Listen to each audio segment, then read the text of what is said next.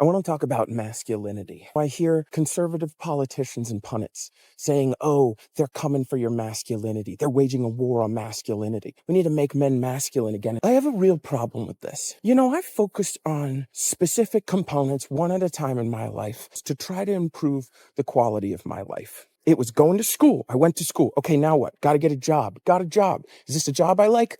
Not really. So I went back and got a different job. I was living in a place and I said, is this a place I like living? And I was like, not really. So I moved to a place and then I was like, okay, I'm here. I've got a place that feels like home. It's like, well, I should probably go to therapy because everyone needs therapy. And so I went to therapy and I worked on some things and that led me to realize that I needed to be medicated. And so I got medicated. And all of these things have been good decisions. The decision that led to the biggest happiness increase in my life was the decision to not let masculinity dictate what I'm supposed to do, how I'm supposed to act. That teaches you not to listen to yourself. It teaches you to listen to the world around you, telling you what you're supposed to be.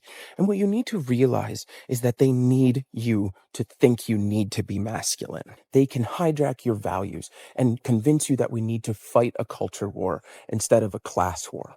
Masculinity teaches you two things. It teaches you to be unshaken, like I believe this thing and no one anywhere ever can make me believe otherwise. If a woman or a trans person or black person comes to you and says, I'm experiencing a problem as a member of that community, when they convince you that you need to be masculine, you say, no, I know what's right. America's perfect the way it is and we don't need to change anything. See the rant I have on change. And the other part of this is if instead of listening to what masculinity tells you you should do, you say, how do I feel about this?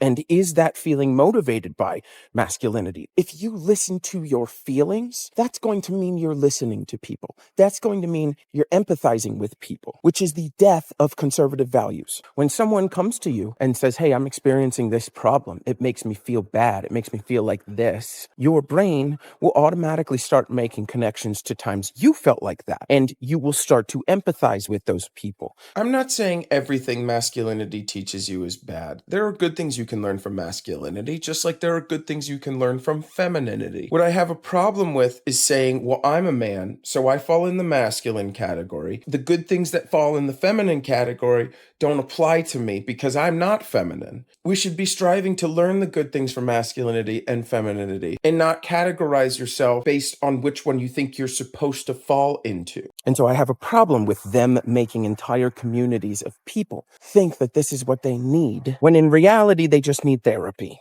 I'm here to tell you, I've come out the other side of it, and I have no regrets. There are literally zero downsides. They're going to tell you that men need to be masculine because society needs it, that men need to be masculine because women want it. Does society need it? I think society would prefer to have people who listen to their neighbors. They're going to tell you that women can't be leaders because they can't make logical decisions because their feelings cloud their judgment. And if you actually looked at the data, you'd see that women-led governments tend to be higher in quality of life, in happiness, in social welfare, because they listen to the people who say that we're experiencing a problem as a member of this community, instead of saying, no, you're not. Everything's fine the way it is. Women-led companies are associated with more innovation because they listen to their team of people around them. Women in leadership also tend to rank higher in competency metrics because being a good leader is about listening to the people underneath of you, not just deciding that I know what's right and I will not be shaken in my beliefs because I'm a manly man.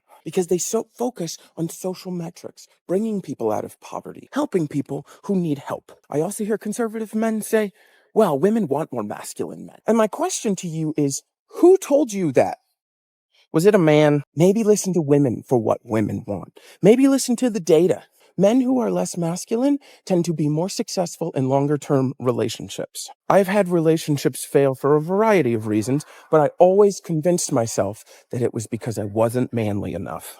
And now that I've been through therapy, what was happening was I have ADHD, which means I react to things inconsistently. You could tell me the same thing 5 times, and I might have a different emotional response every time.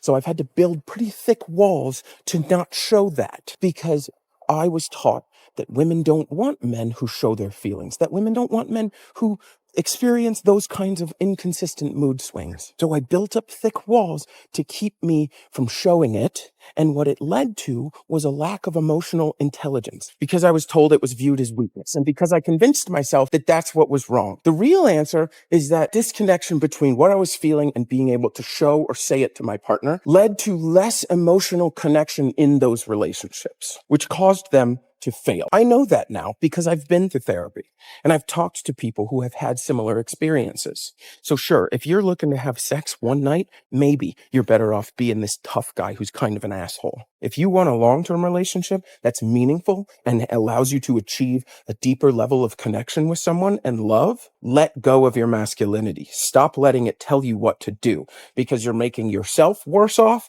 and you're making your society worse off. It is hard to go against these walls that you build in yourself. If you're a man and you don't know where to even start doing this, reach out to me. I'm not perfect, but I can tell you that this is the best decision I've ever made. And I've never looked back.